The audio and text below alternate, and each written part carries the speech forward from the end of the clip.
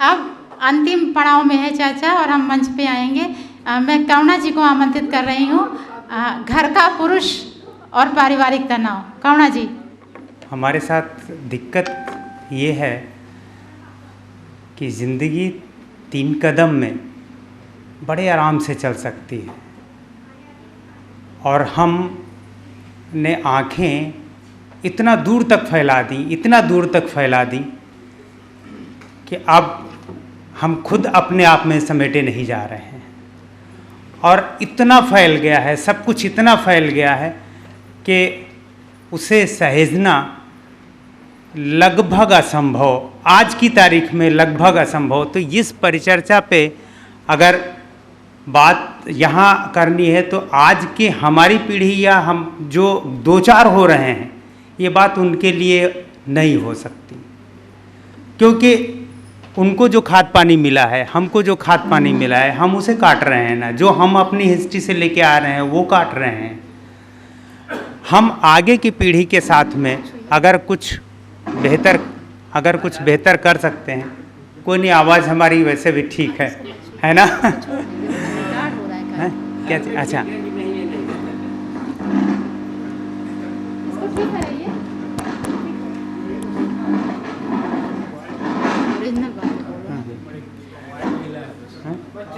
हाँ, अच्छा, मोबाइल रहेगा तो दिक्कत नहीं। ओके, आज की जो स्थितियां हैं वो क्यों हैं, उसके ऊपर एक बहुत परिचर्चा बहुत हो गई। थोड़ा सा अलग तरीके से रखने, समझौता एक कविता है, उसका शीर्षक, और उसके माध्यम से 80 क्या बल्कि कहें कि 90, अब तो परसेंटेज लगाने का चलन है ना, इतने परसेंटेज, जो भी आप समझ लीजिए बात कहाँ खराब हो रही है। पहला मिलन क्षण, घूंघट उठाने के बाद पति ने पत्नी से कहा, देखो अब हम पति पत्नी हैं, मेरा परिवार ऐसा है, मेरा कारोबार ऐसा है और ऐसा है मेरा स्वभाव। ध्यान रखना, मुझे मान सम्मान पर ठेस बर्दाश्त नहीं है बिल्कुल। रोटी कपड़ा कमा लेता हूँ अच्छे से, कभी कभी फिल्म और सैर सपाटा भी चलेगा, पर ज़्यादा जिद मत करना। जिद पर मुझे कुछ हो जाता है, मैं हो जाता हूँ आपे से बाहर, कुल मिलाकर सब कुछ तुम्हारे हाथ में है। अब तुम कहो, पत्नी के रहने पर खामोश पति ने दिया बुझा दिया, समय की अंधेरे में भी देखने की अभ्यस्त आँखों ने देखा, एक युग समझौते की भेंट चढ़ गया। हम लगातार समझौते कर रहे हैं और इसलिए कर रहे हैं क्योंकि हमने अभी कहा ना कि हमें 3 कदम देखने से, 3 कदम देखने से,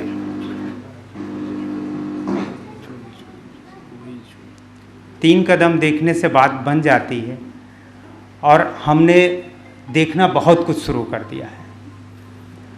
आज हमारी लिस्ट में हमारी महत्वाकांक्षाओं की उसमें कहें तो बहुत सारी चीज़ें आ गई हैं और घर की जो अवधारणा होती है, घर का जो सुख है, उस पर कोई बात नहीं। हमारी बात होती है, पत्नी की बात होती है, सबकी बात होती है, घर की हाउस होल्ड चीज़ों की बात होएगी, लेकिन जहाँ से रस होता बनता है, अभी संगीता जी ने बात करी जैसे संस्कारों की, जहाँ हम जीते हैं या कहें जहाँ पे हम कंफर्टेबल महसूस करते हैं, लगता है कि हाँ ये पल हम जी रहे हैं, जो हमें एनर्जेटिक करता है वो हमसे खोता जा रहा है। उसमें हमारा विषय दिया गया कि पुरुष क्या कर सकता है, पुरुष की भूमिका क्या होती है। हमने स्त्री को जब कॉम्प्लीमेंट के बजाय कंपोनेंट की शक्ल में लिया है तो बात नहीं बन सकती, क्योंकि यहाँ पर तो हमारे ही भीतर स्त्री भी जिंदा होती है, रहती है, और स्त्री के भीतर भी पुरुष। तो स्त्री के भीतर का पुरुष तो सबको दिखाई दे रहा है, पुरुष के भीतर की स्त्री वो बहुत दब गई है।